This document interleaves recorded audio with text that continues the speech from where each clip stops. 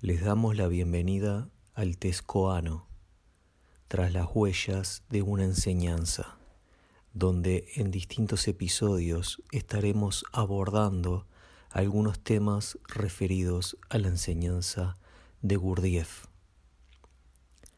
Quienes hablamos, la hormiga laboriosa, la libélula inquieta y el zorro, los invitamos a través del Test Koano a escuchar este podcast no solo con los oídos, sino a percibir a través de todo su cuerpo las sensaciones que van apareciendo, las emociones y sentimientos que despiertan las ideas y la música que vamos a compartir.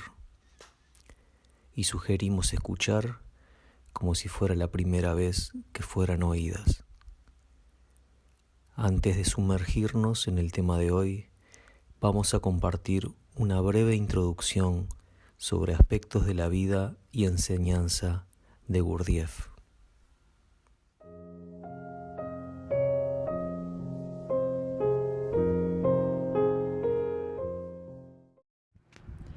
George Ivanovich Gurdjieff nació en el barrio griego de Alexandrópol, en la Armenia rusa, lo que actualmente corresponde a Gyumri, una región donde las culturas del Oriente y Occidente se mezclaban y a menudo entraban en conflicto. Nadie sabe con exactitud la fecha. El dato más aceptado es el año 1866. Su padre, Ioannis Georgiades, era un reconocido ayoj, que participaba en la tradición oral que se extiende hacia el pasado más distante de la humanidad.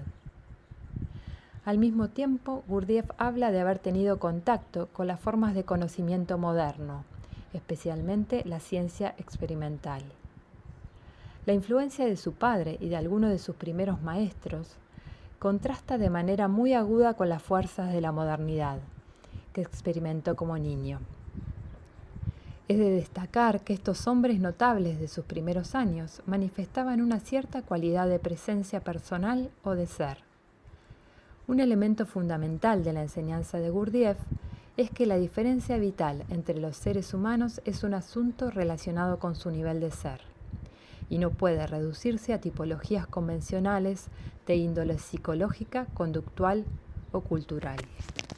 Debido a la educación recibida y a hechos misteriosos presenciados en su infancia y adolescencia para los cuales no encontraba explicación, quedó convencido de que debía existir un conocimiento antiguo y que éste podría ser encontrado. En 1895, junto a un grupo de compañeros e investigadores, conformaron los Buscadores de la Verdad. Totalmente comprometido con su meta, transitó desiertos y yermos rocosos y realizó viajes a lugares inaccesibles.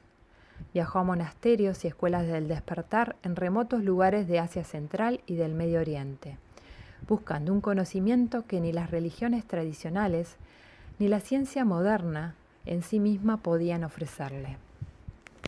Los oyentes que quieran profundizar en su biografía pueden remitirse al libro de su autoría, Encuentros con hombres notables, y a la película del mismo nombre, profundamente evocativa, dirigida por Peter Brook en 1978, filmada en locaciones de Afganistán. Luego de 20 años de búsqueda, hace su primera aparición pública en Moscú en 1912, trayendo consigo una enseñanza singular, sin comparación posible con nada conocido en el mundo moderno. El propósito fundamental de Gurdjieff fue ayudar a los seres humanos a despertar al significado de su existencia y a los esfuerzos que debemos hacer para darnos cuenta de ese significado en medio de la vida que nos ha tocado vivir. Acompañado de sus discípulos, buscando un lugar para instalar su escuela, recorre varios países de la Europa de posguerra, hasta radicarse finalmente en 1922 cerca de París, en el Piruré, localizado en Fontainebleau, donde establece el Instituto para el Desarrollo Armónico del Hombre. Sus viajes a los Estados Unidos y su siembra del trabajo se aceleraron e intensificaron. Continuó la creación y desarrollo de los movimientos. Asistido por Janes de Salzman, intensificó su trabajo con grupos e individuos en París, atrayendo a hombres y mujeres de muchas partes del mundo. Después de su muerte en 1949, el trabajo continuó bajo la dirección de James de Salzman y ha quedado ahora en manos de la segunda y tercera generación de su círculo de alumnos directos. Para concluir esta introducción, dejar planteadas algunas preguntas. ¿Por qué vinimos a la Tierra? ¿Cómo realizar una búsqueda en las condiciones de vida contemporáneas? El destino de la Tierra está atado a la posibilidad de la evolución individual de hombres y mujeres, lo cual resuena con la convicción contemporánea de que nos estamos acercando a un desastre planetario. Mientras el descenso ocurre en masa, su ascenso o evolución solo es posible en el interior del individuo.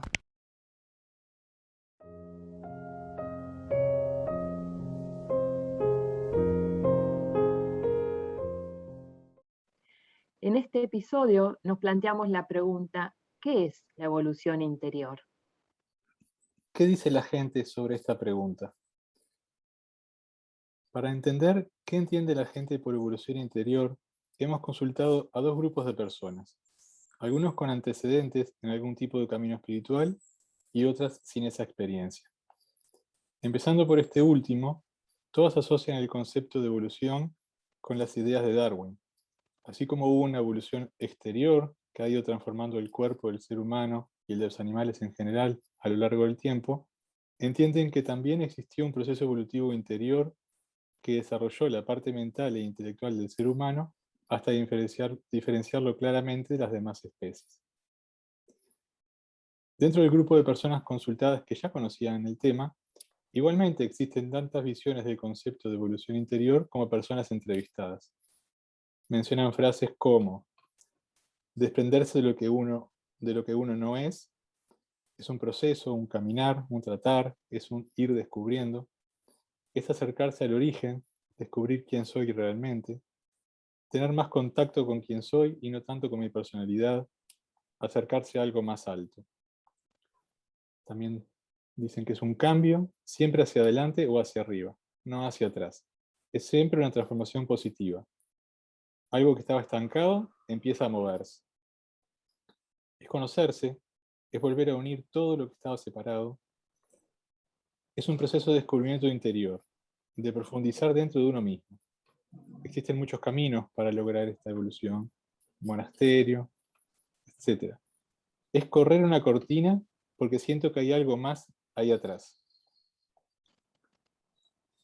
Es poder tener una cierta comprensión de lo que es y lo que pasa en mi vida. Es un sendero arduo y solitario. No se puede hacer sin ayuda. Y lo hacemos por una necesidad ineludible, un mandato total, algo que no se puede dejar de obedecer. A continuación, compartiremos fragmentos del libro La psicología de la posible evolución del hombre, de Ouspensky.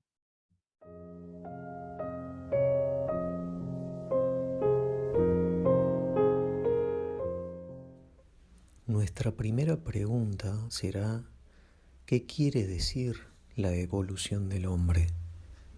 Y la segunda, ¿se requieren condiciones especiales para ello? Tenemos que negar cualquier posibilidad de evolución mecánica futura, es decir, una evolución que se desarrolle por sí sola, de acuerdo con las leyes de la herencia y de la selección, sin esfuerzos conscientes del hombre y sin una comprensión de su posible evolución. Nuestra idea fundamental va a ser que el hombre, tal como lo conocemos, no es un ser completo, que la naturaleza lo desarrolla solo hasta un cierto punto y que luego lo deja, para que siga desarrollándose por sus propios esfuerzos e iniciativas, o vivir y morir tal cual nació, y perder su capacidad de desarrollo.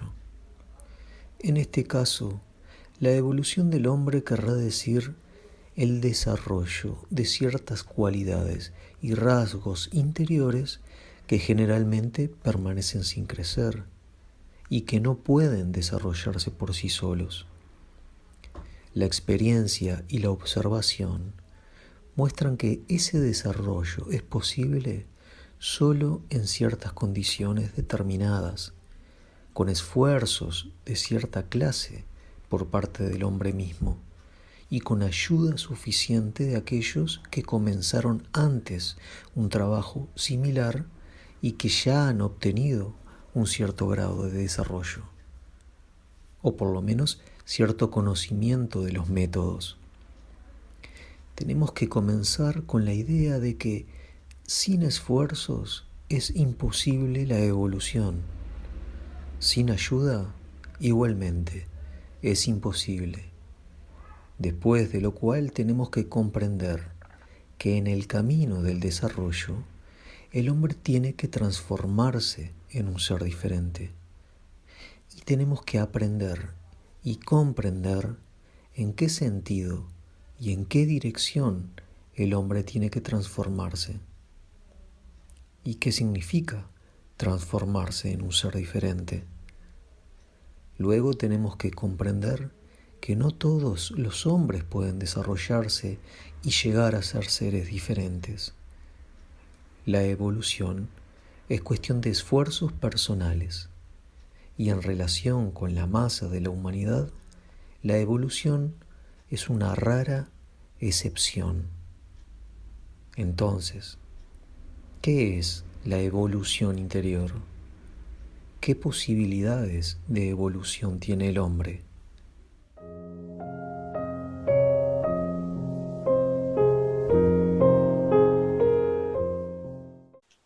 Desde nuestra vida silvestre, ¿cómo entiende nuestro panel de animales la evolución? ¿Y qué aporte podemos hacerle al hombre para entender este tema tan complejo?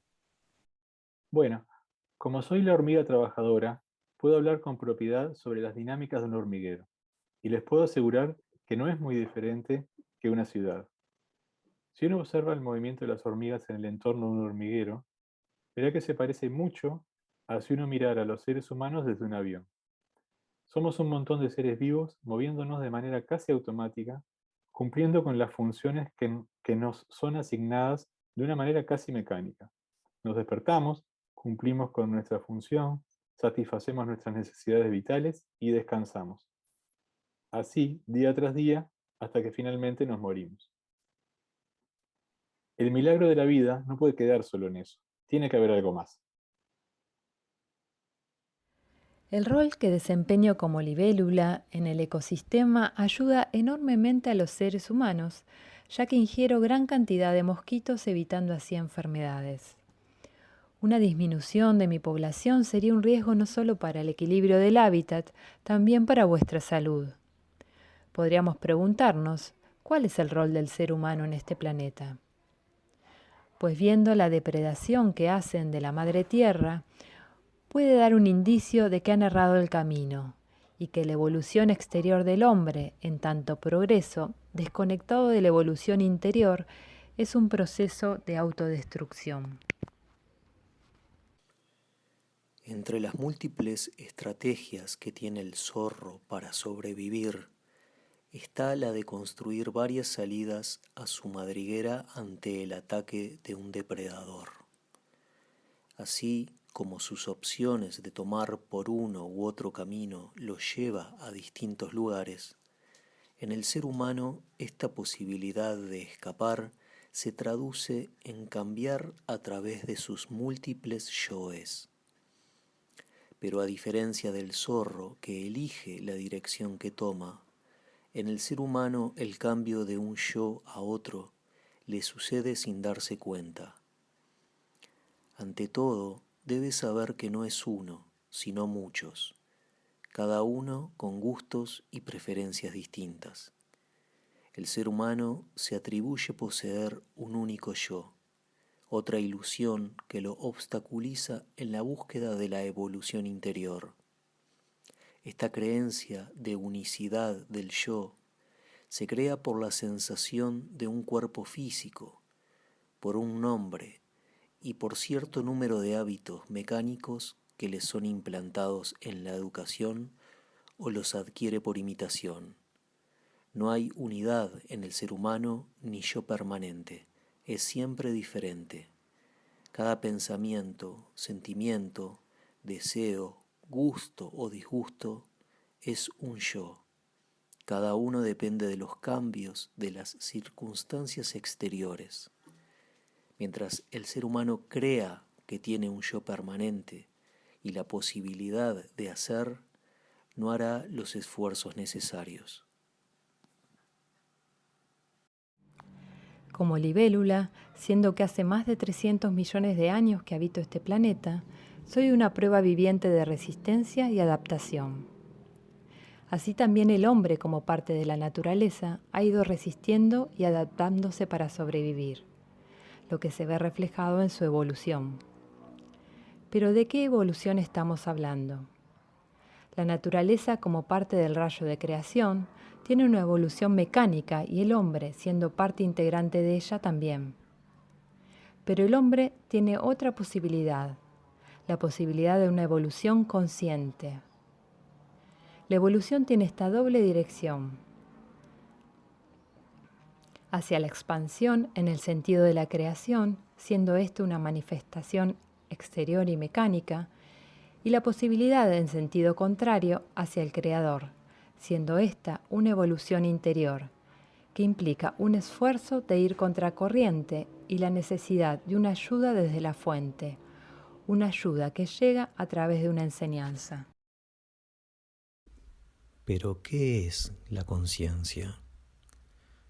En la mayoría de los casos, en el lenguaje ordinario, se usa la palabra conciencia como un equivalente de la palabra inteligencia, en el sentido de actividad de la mente. La conciencia es una especie muy particular de darse cuenta en el ser humano, independiente de su actividad mental. Los momentos más elevados de conciencia crean memoria. En otros momentos, el hombre simplemente no los recuerda. Esto, más que nada, produce en las personas la ilusión de conciencia continua o de un continuo darse cuenta de sí. Los zorros tenemos oído y olfato desarrollado, pero sobre todo una gran capacidad de observación para planificar nuestros movimientos ante el peligro o cuando necesitamos cazar. El ser humano necesita de una observación muy particular para darse cuenta de que su conciencia puede estar completamente ausente mientras actúa razonablemente, piensa, habla, trabaja o realiza actividades de la vida diaria.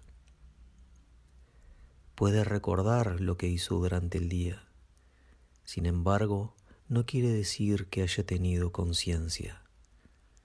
Tener conciencia es darse cuenta de sí mismo, darse cuenta de quién soy, de dónde estoy y más aún, darse cuenta de lo que sé y de lo que no sé.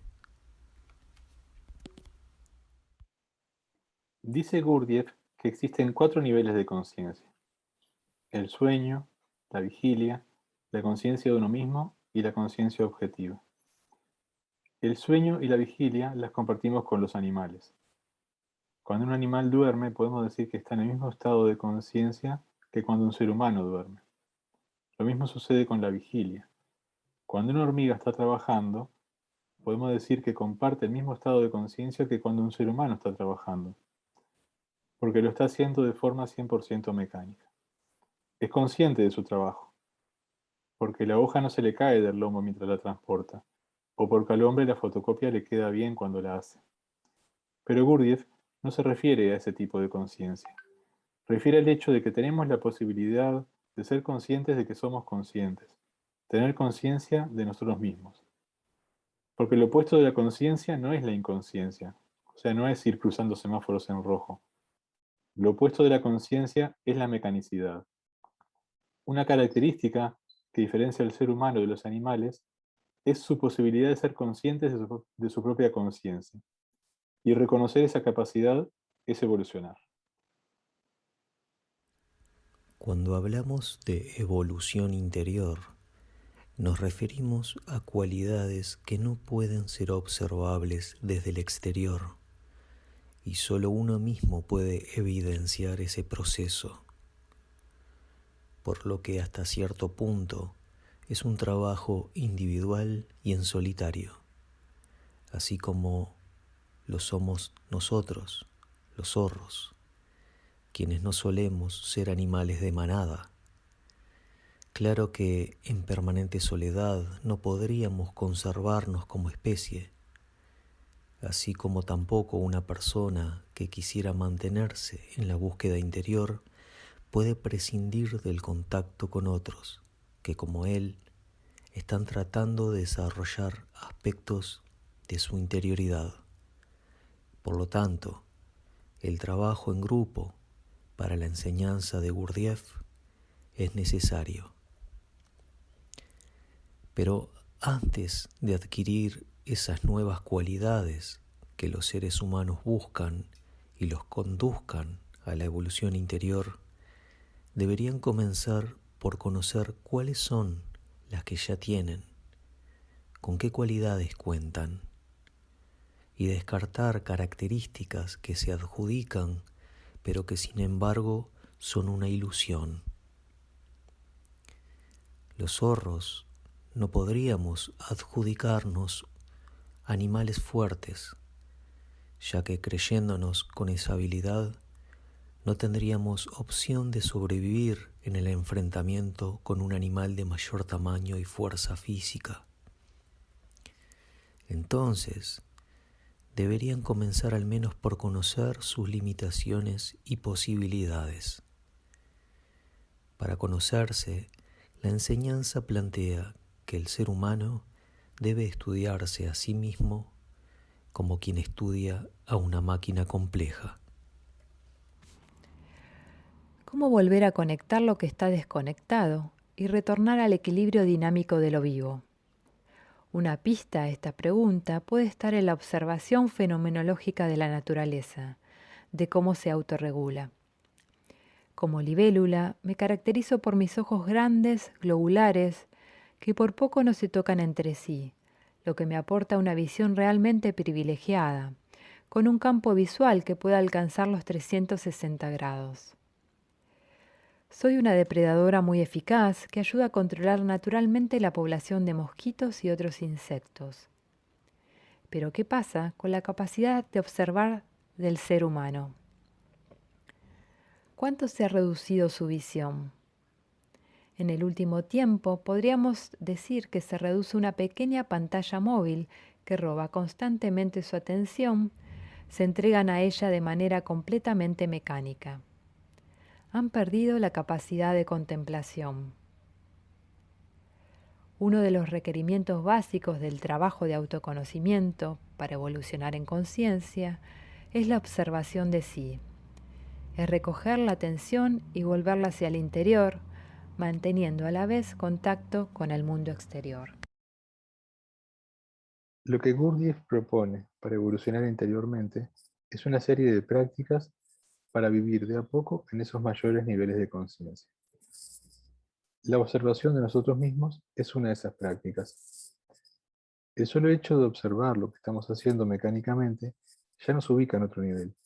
Nos hace ser conscientes de lo que estamos haciendo. Es extremadamente difícil sostener en el tiempo esta observación de uno mismo. Nos distraemos muy rápidamente. Alcanza con intentarlo solo algunos segundos para ver lo difícil que es. Pero para la hormiga, no sería lo mismo saber que mientras lleva la hoja en su lomo, está contribuyendo a la existencia de su hormiguero. Eso le daría otro sentido a su vida. Un albañil que está poniendo mecánicamente ladrillos en una pared podría observarse a sí mismo construyendo su propia casa o una gran catedral. Esas constataciones dan sentido a nuestras vidas y nos sacan de la mecanicidad, y aunque sea por algunos instantes, nos hacen más conscientes. Evolucionamos interiormente. Como libélula, vivo gran parte de mi vida cerca del agua, bajo la forma de ninfa acuática. Poseo una especie de mascarilla con colmillos de gran tamaño para atrapar las presas. Esta fase puede durar hasta 8 años. Después llega el momento de mi metamorfosis. Tras muchas mudas de piel y deshaciéndome de la mascarilla y de los colmillos, llego a la forma de insecto que adoptaré a lo largo de mi corta vida adulta de apenas unas cuantas semanas. Es interesante la analogía que se nos presenta. Tras largos años de preparación bajo la superficie, donde tengo que utilizar una máscara, mudar varias veces de piel, llega el momento de desprenderme de la máscara y de mi piel para cambiar de estado. Es el momento de mi liberación, de la metamorfosis. En el trabajo de despertar a la conciencia, el esfuerzo requiere de años de preparación y de un intenso deseo para persistir más allá y gracias a las dificultades. Gurdjieff dice que todos los hombres tienen la posibilidad de evolucionar. Es algo propio del ser humano. Lamentablemente, las hormigas no tenemos esa posibilidad. No podemos salir de la mecanicidad. No tenemos conciencia de nuestra propia conciencia. Pero ustedes sí. Si no todos logran evolucionar, que como decía el texto, es una rara excepción, es debido a que o bien piensan que ya han evolucionado, o bien no tienen la voluntad necesaria de hacer los esfuerzos para conseguirlo. Como decían nuestros entrevistados, es un trabajo arduo, pero que quienes lo viven confirman que vale la pena. Esta serie de podcasts son una invitación a que por lo menos lo intentes. Algunos de los rasgos del zorro son: es sigiloso y precavido, sabe ver la oportunidad cuando la tiene y cómo posicionarse cuando está en situación desventajosa. Los seres humanos están en una situación desventajosa. Su posibilidad de evolución interior requiere de grandes esfuerzos. Entonces, ante tal dificultad, ¿cómo se van a posicionar en tal situación? Los seres humanos se atribuyen ser dueños de una voluntad, de un yo permanente y una conciencia. Poner en duda de poseer estas cualidades es difícil, pero necesario en el camino de la búsqueda interior.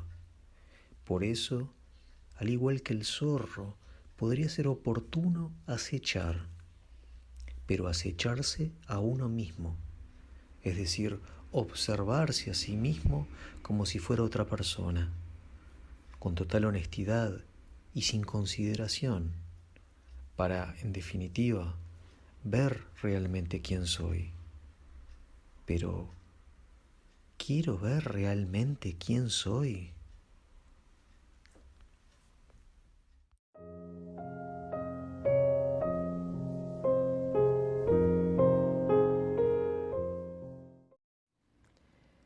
Cerramos este espacio invitándolos a dejar sus comentarios, mientras disfrutan de la obra musical Song of the Fisherwoman de Gurdjieff y de Hartman.